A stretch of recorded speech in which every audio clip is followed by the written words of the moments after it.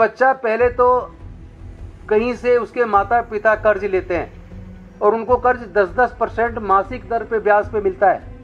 First year की fees किसी तरीके से करके वो एडमिट हो गए, मेहनत मशक्कत करके क्वालिफाई करने के बाद लोन लेकर 10-10% मासिक दर पे लोन लेके वो बच्चे फीस जमा करते हैं और सोचते हैं सरकार से स्कॉलरशिप में पैसा आ जाएगा तो वो चुका देंगे। लेकिन पूरी साल निकल जाती है और कई बार तो 2-2 साल चली जाती है, अगली साल की फीस का इंतजाम नहीं है और जो पिछली साल लोन लिया था वो लोन नहीं दे पा रहे, उसका कर्ज बढ़ता जा रहा है। तो कई बार दुखी मन से बच्चा अगले साल की फीस नहीं दे पाएगा और ऐसे हालात में माँ बाप पर जो बोझ पड़ रहा है ब्याज का, इसी दुखी मन से बच्चा इन्फिनिटी कॉम्प्लेक्स में जाकर सुसाइड कर लेता है। आज बेहद गंभीर मुद्दे पर हम आपसे बातचीत करने के लिए मुखातिब हुए हैं। आप सब जानते हैं पिछले दिनों हमारे विपक्ष के नेता न्याय योद्धा राहुल गांधी जी दरभंगा डॉक्टर अंबेडकर हॉस्टल में गए थे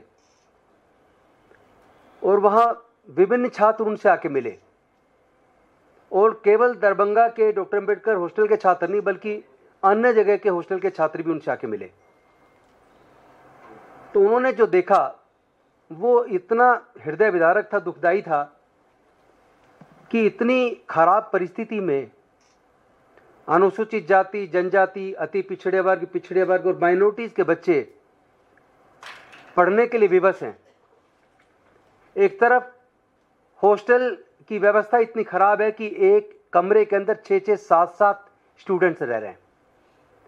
टॉयलेट्स इतने हाइजीन एकदम गंदी स्थिति में है, पीने के अच्छे पानी की व्यवस्था नहीं है, लाइब्रेरी में किताबों की सुविधा नहीं है, इंटरनेट की व्यवस्था नहीं है। ऐसे हालात में उन बच्चों के साथ बर्डन उस वक्त और ज़्यादा बढ़ जाता है जब उनको क्वालिटी फूड नहीं मिलता और जो स्कॉलरशिप्स विशेष रूप से पोस्ट मैट्रिक स्कॉलरशिप जिसके दम पे वो पढ़ने के लिए हॉस्टल में जाते हैं वो या तो टाइम पे आती नहीं है और कई बार तो देखने में ये आया जैसे 2020-21 में और उसके बाद 2-3 साल तक जो NIC का पोर्टल है भारत सरकार का, वो पोर्टल कभी सर्वर डाउन है तो कभी पोर्टल काम ही नहीं कर रहा है। बच्चे जब स्कॉलरशिप के लिए अप्लाई करते हैं पोर्टल पे डालने की कोशिश करते, पोर्टल काम नहीं कर रहा। एक बार कोशिश करेंगे, 2 बार कोशिश करेंगे और कई बार महीने तक सर्वर डाउन रहता, पोर्टल काम नहीं करता। उसकी शिकायत वो बच्चे करें तो करे कहाँ। दूसरी तरफ जो कॉलेजेस का प्रशासन है वो भी उतना गंभीर नहीं है, खासतौर पर SC, ST, EBC, OBC के बच्चों को और माइनॉरिटी के बच्चों के भविष्य को लेकर वो शायद इतना गंभीर नहीं है कि उसी पैसे के दम पर वो बच्चे कॉलेजेस के अंदर पढ़ रहे हैं। कई बार तो देखने में यहाँ आया कि वो स्कॉलरशिप या तो अप्लाई कर ही नहीं पाते, पोर्टल बंद और जब तक पोर्टल खुला तब तक डेट निकल गई। डेट निकलने के बाद कोशिश कर रहे हैं लेकिन जब डेट निकल गई तो फिर अप्लाई हो नहीं सकता। यहाँ तक कि मैं एक एग्जांपल बताता हूँ, जब मैं दिल्ली गवर्नमेंट में सोशल वेलफेयर मिनिस्टर था तो इसी तरीके से पोर्टल काम नहीं कर पा रहा था तो मुझे मजबूरी में शास्त्री भवन में जाके सोशल जस्टिस एम्पावर मिनिस्टर से मिलना पड़ा। इसके साथ साथ मुझे माइनॉरिटी अफेयर्स के मंत्री से भी मिला और उनसे रिक्वेस्ट करने के बाद भी पोर्टल चूँकि काम नहीं कर रहा था, डेट निकल गई थी, डेट बढ़ाने का रिक्वेस्ट किया लेकिन डेट नहीं बढ़ा।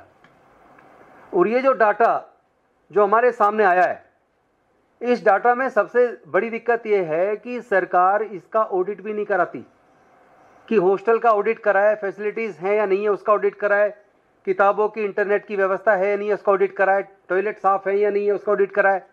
और दूसरी बात, ड्रॉप आउट रेट इतना ज़्यादा क्यों है? जहां 2020-21 में अगर आप देखेंगे 32,38,399 टोटल बच्चों ने स्कॉलरशिप प्री मैट्रिक के लिए अप्लाई किया, लेकिन वही गिरते गिरते 2022-23 तक केवल 12,34,117 पे आ गया, यानी लगभग 65% की गिरावट। और उसी तरह पोस्ट मैट्रिक वाला अगर आप देखेंगे 40,94,000 बच्चों ने अप्लाई किया था 20-21 में और वही 22-23 में गिरकर 5,38,000 पे आ गया। मतलब इतनी बड़ी गिरावट 80% के करीब ड्रॉप आउट हो गया। बच्चे आखिर स्कॉलरशिप क्यों अप्लाई नहीं कर रहे, और जो कर रहे हैं उनकी मिलती नहीं है। आप जरा उनके बारे में सोचिए कि जो बच्चे सुसाइड करते हैं, जो बच्चे प्रोफेशनल कोर्सेज में फर्स्ट ईयर में एडमिशन तो ले लेते हैं लेकिन सेकंड ईयर तक कॉलेज छोड़ देते हैं। और कभी उन बच्चों के बारे में भी सोचिए जो कई बार पता लगता हॉस्टल में बच्चे ने सुसाइड कर लिया। तो सुसाइड के कई कारण है, बाकी कारणों पर मैं बाद में जाऊंगा, लेकिन एक बहुत बड़ा कारण यह है कि बच्चा पहले तो कहीं से उसके माता पिता कर्ज लेते हैं और उनको कर्ज 10-10% मासिक दर पे ब्याज पे मिलता है। फर्स्ट ईयर की फीस किसी तरीके से करके वो एडमिट हो गए, मेहनत मशक्कत करके क्वालिफाई करने के बाद लोन लेकर 10-10% मासिक दर पे लोन लेके वो बच्चे फीस जमा करते हैं और सोचते हैं सरकार से स्कॉलरशिप में पैसा आ जाएगा तो वो चुका देंगे। लेकिन पूरी साल निकल जाती है और कई बार तो 2-2 साल चली जाती है, अगली साल की फीस का इंतजाम नहीं है, और जो पिछली साल लोन लिया था वो लोन नहीं दे पा रहे, उसका कर्ज बढ़ता जा रहा है। तो कई बार दुखी मन से बच्चा अगले साल की फीस नहीं दे पाएगा, और ऐसे हालात में माँ बाप पर जो बोझ पड़ रहा है ब्याज का, इसी दुखी मन से बच्चा इन्फिनिटी कॉम्प्लेक्स में जाकर सुसाइड कर लेता है।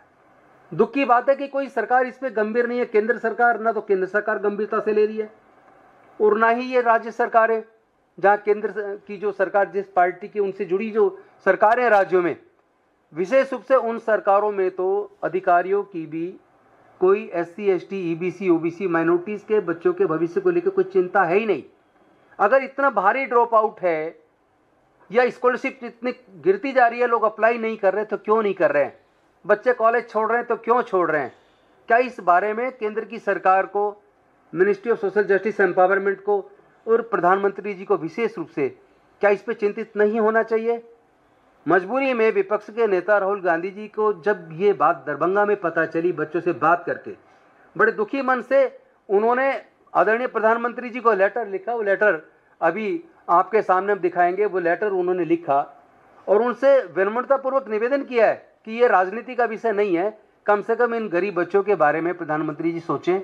अन्यथा इसी तरीके से अगर बच्चे पढ़ाई छोड़ते रहेंगे, सुसाइड करते रहेंगे, ये ऐसी अनहाइजीनिक कंडीशंस के अंदर हॉस्टल में बच्चे कैसे पढ़ेंगे? और दूसरी तरफ बात मेरिट की होती है, जो बच्चा मन से इतना परेशान है, वो बच्चा पढ़ाई में मेहनत करके दूसरे बच्चों के सामने, जो पैसे वाले घरों से जो बच्चे आते हैं, उनका मुकाबला कैसे करेगा?